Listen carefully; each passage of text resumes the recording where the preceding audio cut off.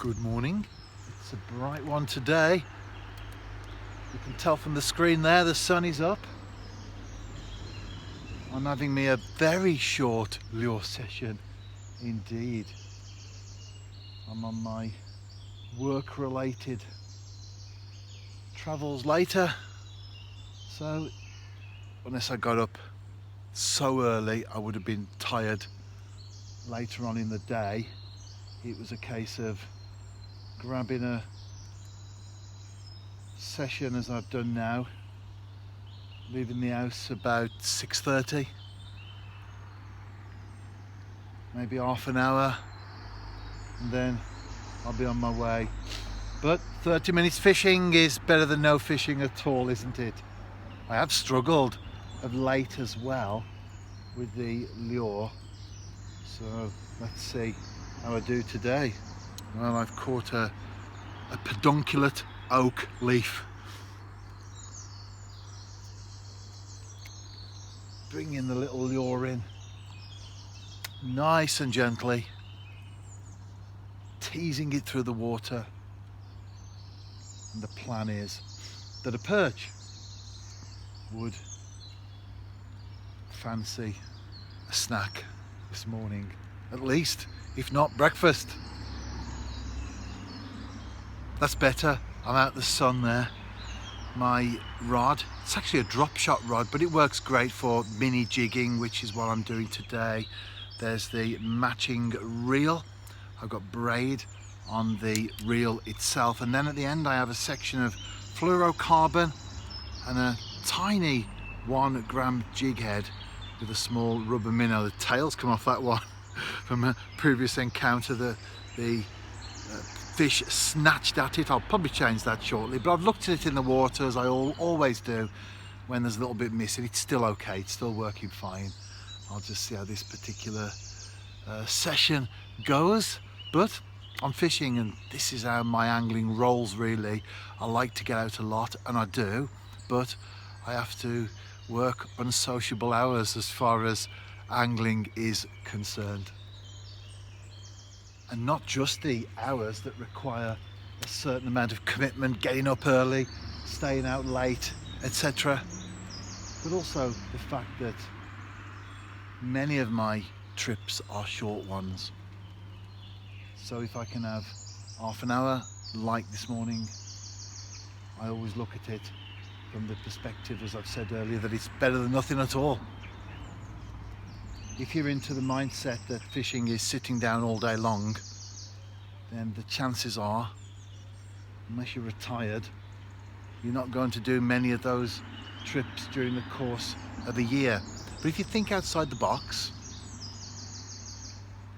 and you start to be flexible with yourself, with your time, with your approach, then most definitely you can get a lot more casting in during the course of the year. That's what I do. This will be my last cast, and it really will, because I do have to be home, showered, changed, and then on my way. Can't remember the last time I blanked with a sit-down session. However, as far as lure fishing is concerned, I've had a few blanks on the bounce. It's the way it goes sometimes, isn't it? Prior to that, I was catching every time I went. Still a good way of fishing though. If you're watching this thinking, I was considering taking this up, but I don't think I will now. It is a good way of fishing, and don't forget I do get out a lot. So if you hit a bad spell when the fish aren't particularly feeding, then you can have 4 blanks on the trot because you fished for 4 days. Whereas, oh, come on, let's have that one. This really will be. This has to be the last cast. But the angler that goes out maybe once a week, he might have missed that bad spell. So the more you go, the more you increase your chances of not catching, especially when you do the sort of fishing I do, half an hour like today, or an hour sometimes. You fit them in around the other things that you do in life. Don't worry about blanks. We can learn something from every session, can't we? And above all, you can't beat being out there in the great outdoors. I noticed today there's been no fry clearing the water. You usually get that. Perch are active and they chase into a shoal of small fish. They clear the water to escape. Nothing like that at all today. So it could be that the perch are just not wanting to play ball. This really will be my last cast. Just a short one there into the boat channel. It's going to tease this one through. That's what you're doing with angling, isn't it? When you're lure fishing, you're trying to entice a fish to take what is in effect a small piece of rubber. In my case, it's not a fish, it's not a natural bait, but you make it appear as if it is. That's why it's good to work it. And if you are new to lure angling, get some clear water first of all and go down with your rod, even if you're not fishing as such, but just go and get your bait in and give it a go, just working through the water. Notice how every time you lift your rod or twitch your rod, how the bait responds. And then after you've done that, you'll have a better idea of what's happening beneath the surface when you can't see the lure.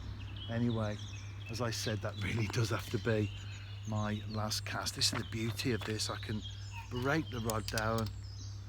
I get that there, put my finger over the mono. I use fluorocarbon as the final section, swivel between that and the braid, and then I've hooked that over the ring and I will pull that down tight. Where's the Velcro band? That's a well used one. Put that through there, keep it nice and tight, pull it round, put the Velcro, put the end there so it sticks to it like so. And you've got your rod made up for your next blank. See you soon.